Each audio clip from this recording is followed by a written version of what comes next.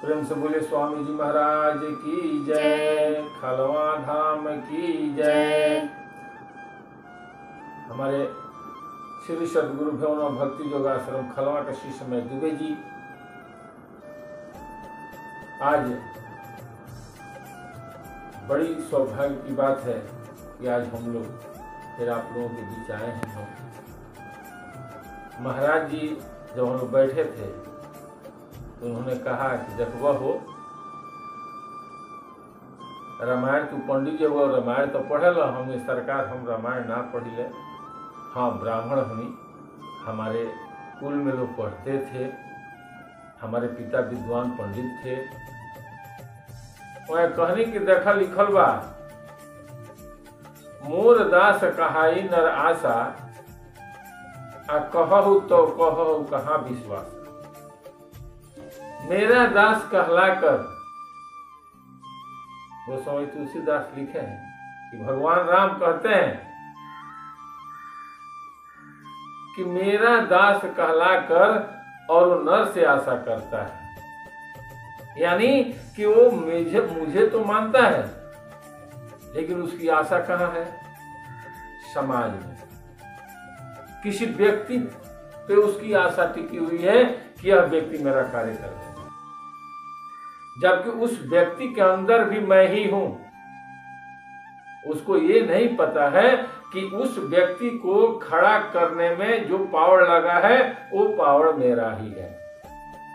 अगर आप मुझ पे भरोसा करते हो तो परमात्मा बोलते हैं कि तू सदैव मेरे ऊपर भरोसा करो। जिस तरह से पवन पुत्र हनुमान ने राम पर भरोसा किया था, जिस तरह से राधा ने कृष्ण पर भरोसा किया था, जिस तरह मीरा ने कृष्ण पर भरोसा किया था और उन्होंने कहा था कि मेरे तो गिरधर गोपाल दूसरा न कोई।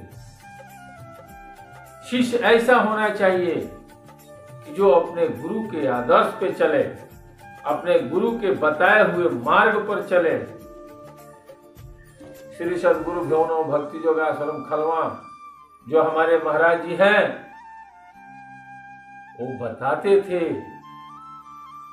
कि देखो हो इहे नमवा जो उन्होंने नाम दिया था हम लोगों को, उन्होंने कहा था कि यह नाम ब्रह्मा जपते हैं, यही नाम विष्णु जपते हैं, यही नाम भगवान राम जपते हैं, यही नाम कृष्ण जपते हैं, यही नाम दुर्भाषा ऋषि भी जपते हैं। इसलिए कि लिखा है, गोस्वामी तुलसीदास ने रामायण में लिखे हैं कि नाम जपत शिव अमर भयहु आजीवन मरण संसार से गए। कहने का तात्पर्य है कि जो गुरु ने आपको नाम दिया उस नाम का स्मरण कीजिए। उस नाम में पूरा ब्रह्मांड समाया हुआ है। अगर आपको इस पर संशय है, आपको थोड़ा सा समझ में आ रहा है कि नहीं उस नाम में संसार नहीं है, ये पूरी कायनात नहीं है, आइए बैठिए। आप कबीर साहब बोले हैं, देखिए इस भारत के सबसे बड़े संत थे, लोग बोलते हैं कि कबीर साहब संत शिरोमणि थे। वो बोले हैं, कहा कबीर सदगुरु बिना कोई कहा न शब्द ठिकाने का, आ कोई रंकार ओकार निरंजन कोई सुषमा ध्यान लगाने का। कहा कबीर सदगुरु बिना कोई कहा न शब्द ठिकाने का। प्रेम से बोले स्वामी जी महाराज की जय, खलवा धाम की जय। तो जब संत बोले हैं, कबीर साहब बोले हैं कि वह नाम कोई सदगुरु ही बताएगा, तो हमें सोचना चाहिए कि हम किसी सदगुरु के पास जाएं। मैं आप लोगों से कहता हूं, आप ढूंढिए, कहीं जाइए, ढूंढिए, तर्क कीजिए, वहां सार को ढूंढिए, निचोड़ लीजिए। वहां उस व्यक्ति पर मत विश्वास कीजिए, उसके शब्दों पर विश्वास कीजिए। वो क्या बोल रहे हैं, वो आपको क्या चाहिए, इसके पीछे आप दौड़ेंगे तो आपको आत्मज्ञान होगा। आज बहुत से ऐसे बच्चे हैं जो कहते हैं कि युग बदल गया है, परिवर्तन हो गया है। कहाँ युग बदला है भाई, आज भी धूप होता है, आज भी बारिश होती है, आज भी फसलें होती हैं। ये युग युगांतर से चला आया है, ये समय का चक्र है, चलता ही रहता है। सुख और दुख आएगा, लेकिन हमें अपना धैर्य नहीं खोना है। हमें अपने मालिक पर आश्रित रहना है कि हे गुरुदेव, हे परमपिता परमात्मा, हे परमपिता परमेश्वर, आप हमें सच्चा मार्ग बताइए, हमें उस मार्ग पर प्रेरित कीजिए कि हम उस मार्ग पर चलें, हम आपका गुणगान गाएं। सच्चा भक्त वह होता है जो अपने गुरु का चर्चा करता है। सच्चा शिष्य वो होता है जो अपने गुरु की जन जन तक चर्चा करता है, लोगों के बीच में अपने गुरु का बात को रखता है, वो सच्चा भक्त होता है। एक रोज एक आदमी बोल दिए कि दुबे जी आप टीका क्यों करते हैं? महाराज जी तो टीका नहीं करते थे। हमने कहा कि हे गुरुवर, आपने जो ये बात पूछा मुझसे कि महाराज जी तो टीका नहीं करते थे, आप थोड़ा सोचिए कि क्या आप जो करते हैं वो महाराज जी करते थे? महाराज जी वो नहीं करते थे। आप अपने परिवार के लिए 2 रुपया कमाते हैं, महाराज जी अपना परिवार त्याग करके और संत बन करके जंगल में आकर के बैठ गए। आप अपना घर बनाने के लिए 2 रुपया कमाने के लिए परदेश जाते हैं, क्या महाराज जी कभी महाराज जी गए हैं कि हमारा घर है, हमको घर बनाना है, फलनिया हमको 10 रुपया कमाना है? नहीं गए। आप संसार में सुख भोगने के लिए कर्म करते हैं, लेकिन महाराज जी कभी भी सुख, शरीर का सुख भोगने के लिए कर्म उन्होंने नहीं किया। उन्होंने कर्म किया कि इस आत्मा को परमात्मा में मिला देने का कर्म किया। आपने किया? ये तिलक जो आप देख रहे हैं, इसमें सिर्फ आपको रोड़ी दिखाई देती है, चंदन दिखाई देती है। रोड़ी और चंदन का नाश हो सकता है, वो नाशवान है, वो प्राकृतिक का वस्तु है, प्राकृतिक ने उसे बनाया है। लेकिन जो आपको दिखता नहीं है, वो संत तिलक करते हैं, वो कहीं और नहीं है, इसी के अंदर है।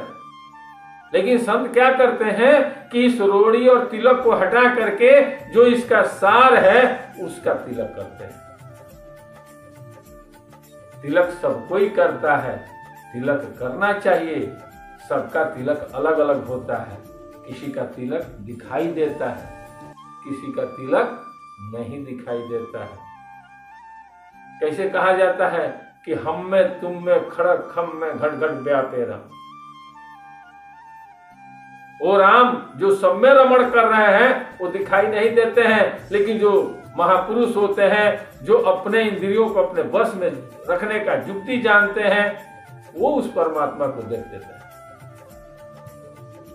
वह उस परमात्मा को देखते हैं और कहते हैं कि धन्य है हम कि आपका दर्शन हो गया। प्रेम से बोले स्वामी जी महाराज की जय, खलवा धाम की जय। एक चीज और आप लोगों को बता दूं, लिखा है हनुमान चालीसा का एक चौपाई है, ये 7 बार पाठ कर जोई अछूट ही बंदी महासुख हुई। कभी आपने विचार किया कि हनुमान जी का पाठ अगर 100 बार कर देता है कोई, तो उसका दुख दलिदर दूर हो जाता है?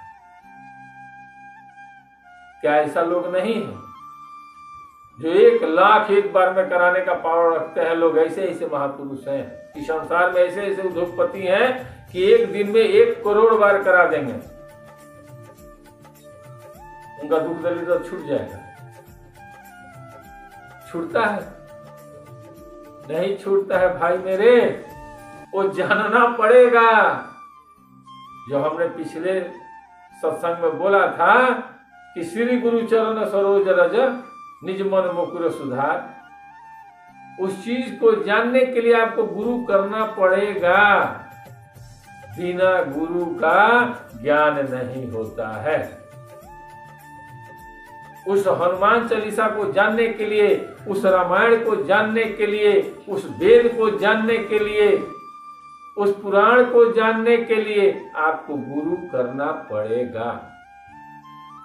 बिना गुरु का ज्ञान नहीं होगा।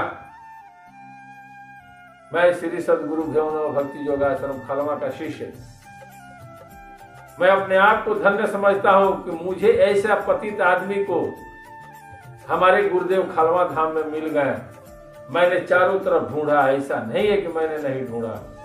मैंने मथुरा गया, मैं कहाँ नहीं गया, मैं साबरमती गया, मैं जहां आज भी जहां सत्संग होता है मैं जाता हूं।